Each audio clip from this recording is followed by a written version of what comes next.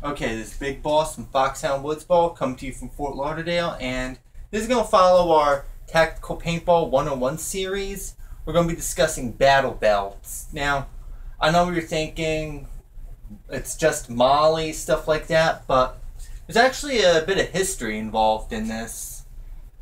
It started off a little bit during the American Civil War with the way soldiers were carrying their equipment as far as their pouch for their percussion caps, as well as a cartridge pack on their belts for their muzzle loading rifles that they had in that particular period. But it actually carried on further to World War I, when soldiers were carrying more equipment on their belts, such as their clips for their '03 Springfields, canteen, bayonet, little first aid pouch, things of that nature.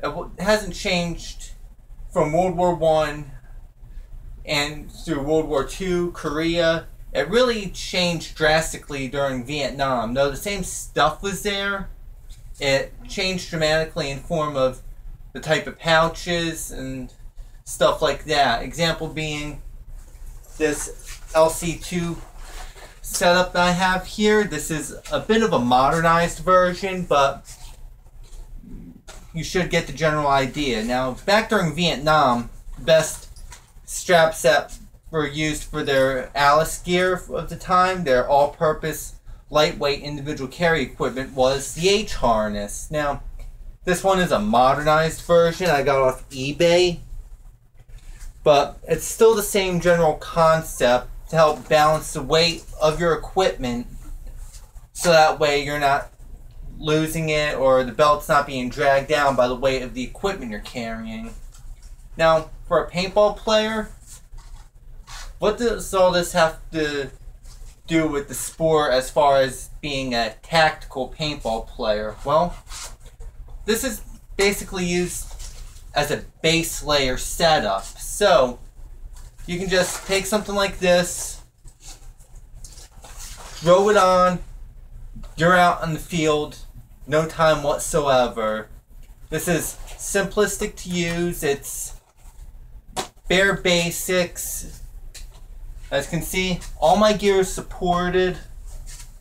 So with this, we pretty much have a nice base layer. This could be used either as the base layer for equipment or as a means to supplement a plate carrier, modular tactical vest, whatever. Now we're going to be discussing the equipment piece by piece, and I'm going to be talking about what kind of uses it can be used for aside from combat, what you can improvise equipment for. So we'll be back after this.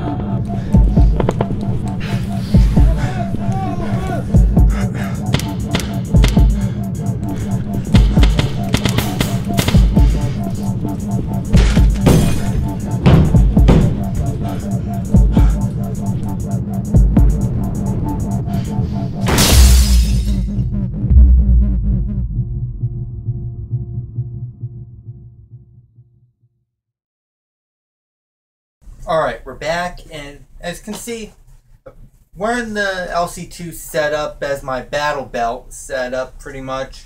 And I configured it for my personal specifications. I'm carrying 3 LC2 mag pouches on here. Reason being is because I'm a left-handed shooter, so if I run out of ammo or I'm using a hopper fed and I need to pour some more paint in, change a mag, I usually have more ammo accessible on my right side, so that way I can flip the hopper up, pour in, slap the hopper shut, I'm back in the game. And because the pistol belt I'm using, this pistol belt is a cheap canvas. You can find this at any military surplus shop. It makes it very flexible for a number of things. It's not as rigid as a military issue belt, but the advantage to that is it allowed me to strap my Tippmann TPX holster on here. So that way I have my secondary gun on me right here. I'm not a big fan of shooting anything on the hip, but the good thing about it is I've got all my stuff set up right here, self-contained, ready to go. So if I need to, I can easily pull a secondary and run it like that. I'm also running LC2 canteen pouches on here, usually for hydration purposes, but I can also supplement it with a Camelback hydration bladder if I needed to. So, throwing this on, I've got all the water I need, 1 quart canteens, and about 2 liters worth of water on my back. I'm good to go. I can be out there all day or an entire weekend if I need to.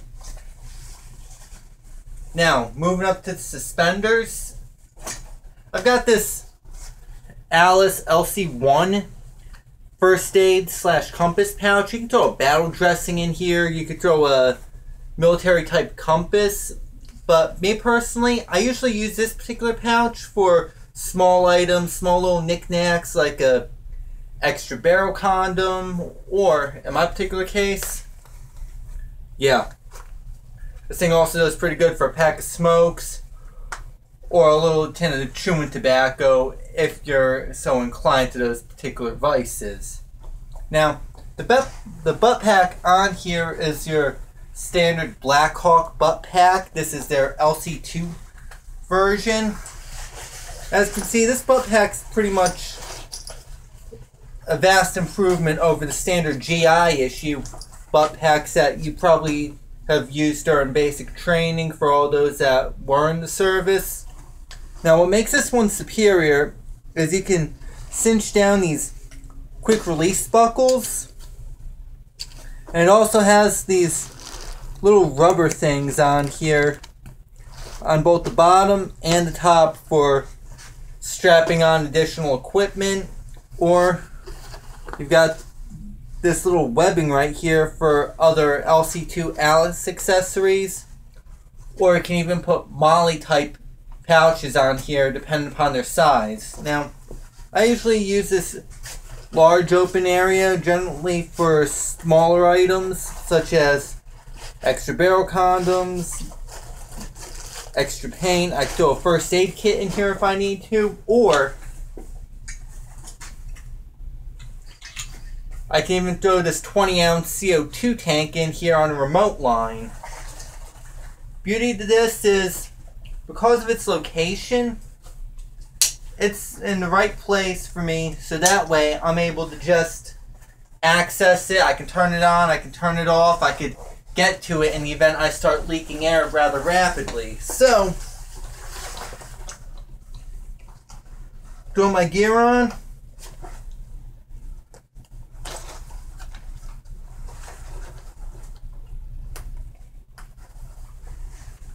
Grab my primary marker. In this case, it's my Tippmann X7 with what I would call my bastardization kit. A Takamo MK7 kit, wrapped for T68 magazine. I'll be doing a full review on this in the coming weeks, more accurately at a time to be determined. I'm still getting a few things for it, but long story short, I just hook the remote line, and I'm pretty much set to head off on my merry way onto the field.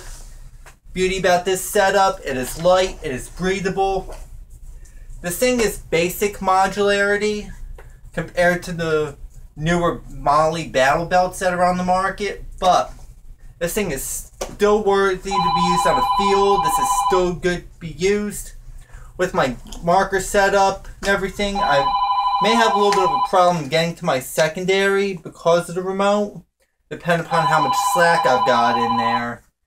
Now, aside from that, this is all good, but this thing can do other things. This thing is still adaptable for other needs. Like, let's say you don't want military type magazine pouches or whatnot on here. Give me a couple minutes. I'll be showing an alternative setup. We'll be back after this.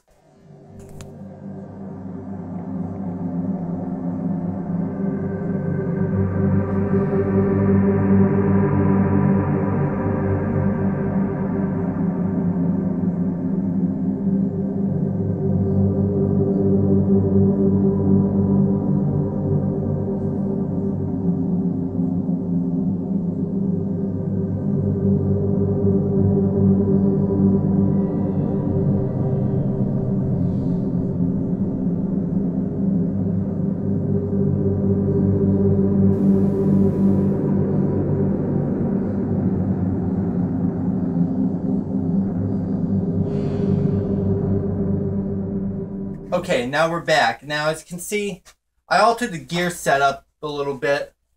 I'm still running the same general setup with the canteens, the butt pack, but I swapped out the LC2 pouches for these view loader pod packs.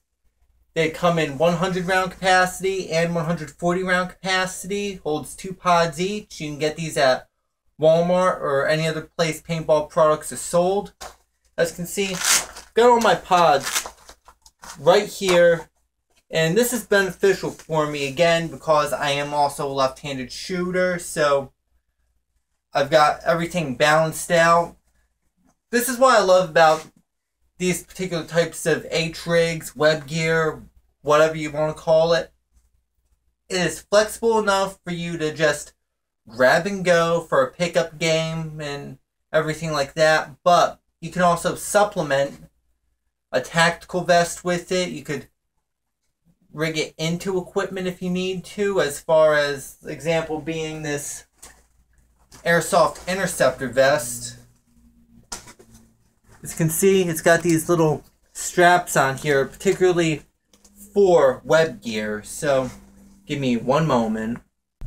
Alright, now as you can see, I've got my LC2 battle rig hooked up into the airsoft interceptor vest. Now as you can see, the straps on the battle belt will make it difficult to add in certain Molly items unless you're integrating it, weaving it in between the straps or something to that effect. However, this makes your setup a completely modular as well as self-contained system. I could actually add on comms gear if I wanted to. I could actually integrate a camelback in here. I could add on any number of things. Example, because I run the 203 here on the MK7 setup, I can put grenade pouches on the vest. Yeah, other than that, I could still run either one as a standalone set or as an integrated self-contained set. Possibilities are endless. Even with a Molly battle belt, you still have a great deal of flexibility. It is basic. It is flexible to your particular situation.